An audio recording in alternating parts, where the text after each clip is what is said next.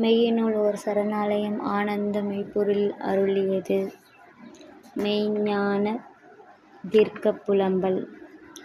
தன்ஜீவனைத் தன்னுள் காட்டி காடு மேடு சுத்தாமல் ஒத்த நிலம் உறுதியாய் நின்று காட்டி உருவையும் காட்டி உலவு போகும் புலன்களையும் காட்டி உத்தமனின் உயிரைக் காட்டி உயிர் வழியே நெடுந்தூரப் பயணம் காட்டி வீட்டைக் காட்டி வீட்டுக்குள் தன்ஜீவனைக் காட்டி அறிவு பெட்டகத்தில் வைத்துப் பூட்டி ஆராத புண் ஒன்று வாராமல் ஆரா அமுதம் உண்ணும் உன்னதம் காட்டிய திரு உருவே.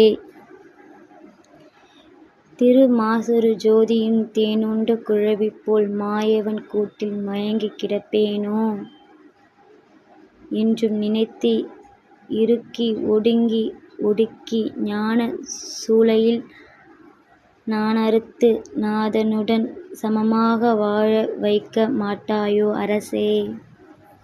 நாதனுடன் சமமாக வாழ வைக்க மாட்டாயோ அரசே.